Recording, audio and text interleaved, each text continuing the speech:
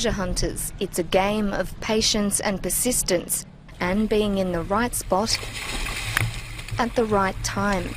Deep down on the bottom of the Baltic Sea near Sweden, a team of salvage experts may have hit the jackpot. The trouble is, so far, this bounty can't be explained. Peter Lindberg has been in the business for almost 20 years. This vintage champagne hauled from a century-old wreck, one of his sweetest successes. Until, that is, the commercial diver stumbled upon an incredible find. We had been out for 9 days and, well, we were quite tired and we were on our way home, but we made a final run with the sonar fish. And suddenly this thing turned up and, well, my first reaction was to tell the guys that, hey, we have a UFO here on the bottom. Sonar readings show it's about 60 metres across, or the size of a jumbo jet, and it's not on its own down there. The Ocean Explorer team also found another smaller disc-shaped object nearby. Both show a rigid tail or drag marks more than 400 metres long. Their size and distinctive shape are generating some peculiar theories. Could this be the Star Wars Millennium Falcon, a plug to an inner world, or a marine version of Stonehenge? There has been discussions about Russian warships that were around, that they built in the end of the 1800s, but they are smaller, only about 30 meters across, and they weren't in the Baltic as well. Of course it can be something else from a ship or wreck, but still it's quite big.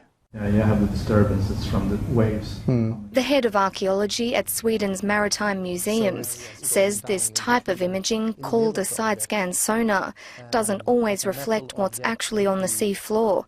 Varying temperature and wave conditions can result in anomalies on the images.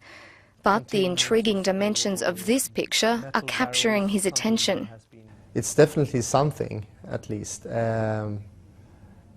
I'm not sure that you will see very much when you go down. If it's a more natural geological formation, it might be that it's hard to see. The sediments in the area are very loose. The side-scan sonar tool sometimes goes down a little bit in soft sediments. But I'm excited. It's going to be interesting to see what it is. Andreas Olsen, who doesn't agree with treasure hunting and selling historical artefacts for profit, says the Baltic offers ideal conditions for preservation, with low salinity and no wood-boring organisms. It's helped protect many of Sweden's prized wrecks, including the 17th century warship Vasa. It was brought to the surface with its hull almost intact more than 50 years ago, and is now housed in its own museum in Stockholm.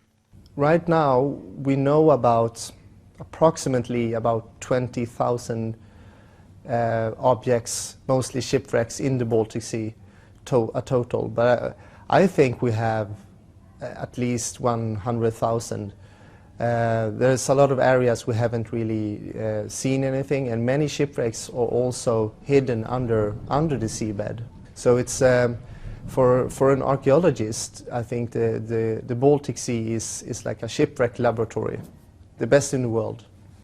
One glittering rival is the North Atlantic, where a top salvage company has struck gold, or silver to be exact, twice. Odyssey Marine recently found 2 wartime shipwrecks off the coast of Ireland. On board could be hundreds of tons of silver. The American team, just like the Swedish crew, are waiting for calmer waters beginning in May to see if their discoveries will be all that they imagined. Peter Lindberg is even preparing a submarine for tourists and private investors for a closer look at what really lies beneath. Brooke Bowman, CNN, London.